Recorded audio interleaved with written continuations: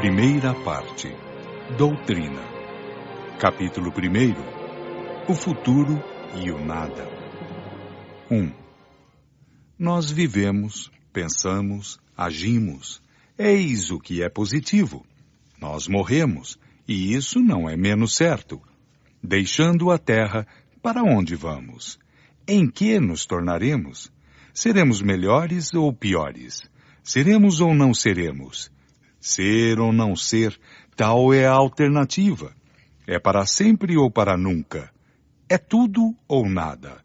Ou viveremos eternamente, ou tudo se acabará sem retorno. Vale a pena pensar nisso. Todo homem experimenta a necessidade de viver, de gozar, de amar, de ser feliz. Dizei àquele que sabe que vai morrer que ele viverá ainda, que sua hora será retardada. Dizei-lhe, sobretudo, que será mais feliz do que nunca fora, e seu coração vai palpitar de alegria. Mas de que serviriam essas aspirações de felicidade se um sopro pode fazê-las desvanecerem-se? Há alguma coisa mais desesperadora do que esse pensamento da destruição absoluta?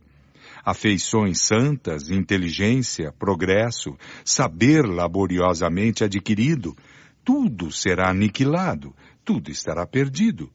Qual a necessidade do esforço para se tornar melhor, da repressão para conter suas paixões, fatigar-se para adornar seu espírito, se disso não se deve recolher nenhum fruto, sobretudo com esse pensamento de que amanhã talvez isso não nos servirá para nada?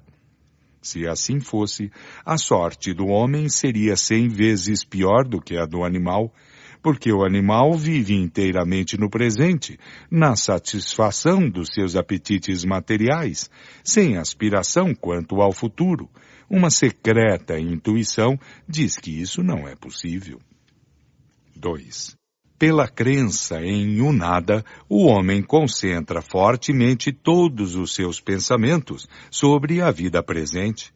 Não poderia, com efeito, logicamente, se preocupar com o futuro que ele não espera. Essa preocupação exclusiva do presente conduz, naturalmente, a pensar em si antes de tudo.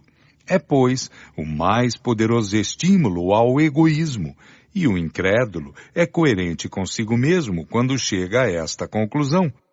Gozemos enquanto aqui estamos. Gozemos o mais possível, porque depois de nós tudo estará terminado. Gozemos depressa, porque não sabemos quanto isso durará. E há esse outro, também muito grave para a sociedade. Gozemos apesar de tudo, cada um por si. A felicidade neste mundo é do mais esperto. Se o respeito humano retém alguns, que freio pode ter aqueles que nada temem? Eles dizem que a lei humana não alcança senão os inábeis, por isso aplicam seu gênio nos meios de a contornarem. Se há uma outra doutrina malsã e antissocial, seguramente é a do niilismo, porque rompe os verdadeiros laços da solidariedade e da fraternidade, fundamentos das relações sociais. 3. Suponhamos que por uma circunstância qualquer, todo um povo adquirisse a certeza de que em 8 dias, em um mês, em um ano, se sequer, ele será aniquilado, e nenhum indivíduo sobreviverá, que não restará marca nenhuma de si mesmo depois da morte. Que fará durante esse tempo? Trabalhará pelo seu melhoramento, pela sua instrução? Se entregará ao trabalho para viver? Respeitará os direitos, os bens, a vida dos seus semelhantes? Submeter-se-á às leis, a uma autoridade qualquer que seja, mesmo a mais legítima, a autoridade paterna? Terá para si um dever qualquer? Seguramente que não. Pois bem, o que não se alcança em massa, a doutrina do niilismo o realiza, cada dia, isoladamente. Se as consequências disso não são tão desastrosas quanto poderiam ser, é primeiro porque entre a maioria dos incrédulos há mais de fanfarrice do que de verdadeira incredulidade, mais dúvida do que convicção, e porque têm mais medo do nada do que procuram aparentar. O título de espírito forte lisonjeia-lhes o amor próprio. Em segundo lugar, porque os incrédulos absolutos são uma ínfima minoria. Sentem, malgrado eles, a ascendência da opinião contrária e são mantidos por uma força material. Mas se a incredulidade absoluta se tornar um dia a opinião da maioria, a sociedade estará em dissolução. É ao que tende a propagação da doutrina do niilismo. Nota. Um jovem de 18 anos estava atacado por uma doença do coração declarada incurável. A ciência havia dito, ele pode morrer em 8 dias, como em 2 anos, mas não passará disso. O jovem o sabia. Logo deixa todo o estudo e se entrega aos excessos de todos os gêneros. Quando lhe ponderaram o quanto uma vida de desordem era perigosa na sua posição, ele respondeu, que me importa? Se não tenho senão 2 anos para viver, de que me serviria fatigar meu espírito? Eu gozo o que me resta e quero me divertir até ao fim.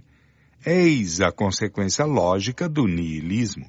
Se esse jovem fosse espírita, ele teria dito, a morte não destruirá senão o meu corpo, que deixarei como uma veste usada. Mas meu espírito viverá sempre. Serei em minha vida futura o que fiz de mim mesmo nesta. O que pude adquirir em qualidades morais e intelectuais não estará perdido, porque isso será igualmente a aquisição para o meu adiantamento. Toda a imperfeição de que me despojar é um passo a mais para a felicidade. Minha felicidade ou minha infelicidade futuras dependem da utilidade ou da inutilidade da minha existência presente. É, pois, no meu interesse, aproveitar o pouco tempo que me resta e evitar tudo o que poderia diminuir as minhas forças. Qual dessas 2 doutrinas é preferível? Fim de nota. Quaisquer que sejam as consequências, se o niilismo fosse uma verdade, seria preciso aceitá-lo, e não seriam nem sistemas contrários, nem o pensamento do mal que dele pudesse resultar, que poderiam fazer com que não o fosse. Ora, não se pode dissimular que o ceticismo, a dúvida, a indiferença, cada dia ganham terreno, malgrado os esforços da religião, e isto é positivo. Se a religião é impotente contra a incredulidade, é que lhe falta alguma coisa para combatê-la, de tal sorte que, se permanecer na imobilidade, em um tempo dado ela estará infalivelmente ultrapassada.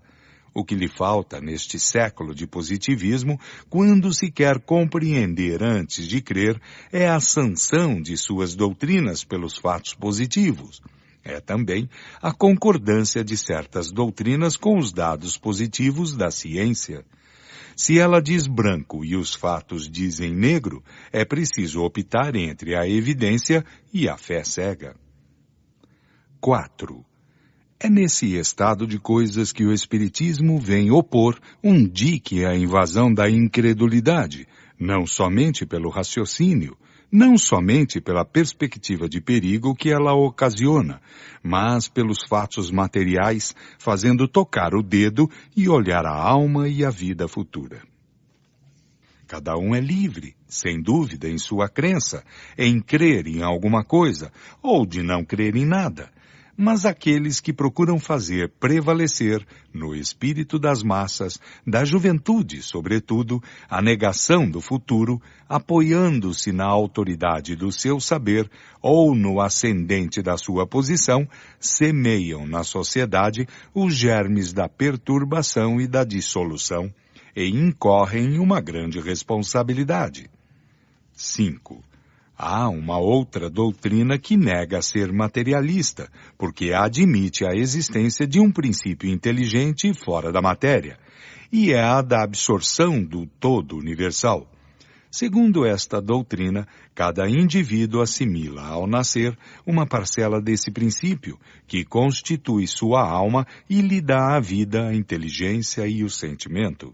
Na morte, essa alma retorna ao foco comum e se perde no infinito como uma gota d'água no oceano. Essa doutrina, sem dúvida, é um passo adiante sobre o materialismo puro, uma vez que admite alguma coisa, ao passo que a outra não admite nada. Mas suas consequências são exatamente as mesmas. Que o homem seja mergulhado no nada ou no reservatório comum é a mesma coisa para ele.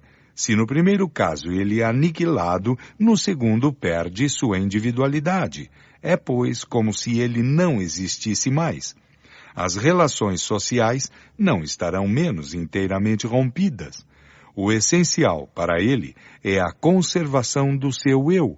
Sem isso, que lhe importa ser ou não ser? O futuro para ele é sempre nulo, e a vida presente, a única coisa que lhe interessa e o preocupa. Do ponto de vista das suas consequências morais, essa doutrina é tão malsã, tão desesperadora, tão excitante do egoísmo, quanto o materialismo propriamente dito.